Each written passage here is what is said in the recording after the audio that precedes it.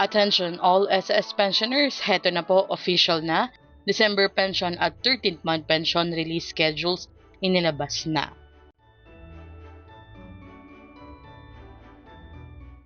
Magandang araw po sa ating manonood. Narito na po ang official release schedule para sa pagre-release ng SSS December at 13th month pension.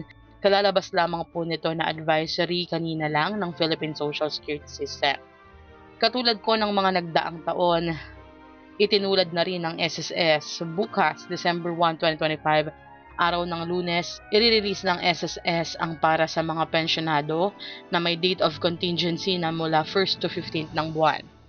Para naman po sa mga second batch pensioners yung may mga date of contingency na mula 16 to 31st ng buwan, i-release ito ng mas maaga. Ito ay sa December 4, 2025, araw naman ng Huwebes. Kasabay ng December 4, makakatanggap din ng 13th month pension ang mga nag-avail ng advance 18 months pension.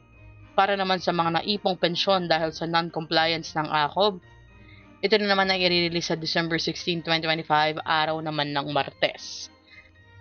Ayon sa SSS, hihilingin nila na ang mga non-pesonant na bangko ay ma-i-deposit ang pensyon bago ang December 4, 2025.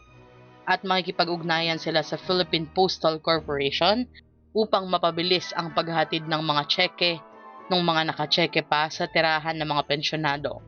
Samantala, wala po tayong nakikitang pagbabago sa araw ng release dahil ito po ay mga regular working day naman. Hayan po, narito na po ang official na advisory ng SSS at masasabi na rin nating ito na talaga. Naisagawa ko po ang pangako sa inyo na i-update kayo agad kapag nag-release na ang Philippine SSS. Maligayang Pasko po sa lahat ng mga SSS pensioners. Again, ito po ang Shaz Infos and Updates. I-like, share, and subscribe para kayo ay updated. God bless you po and have a nice day.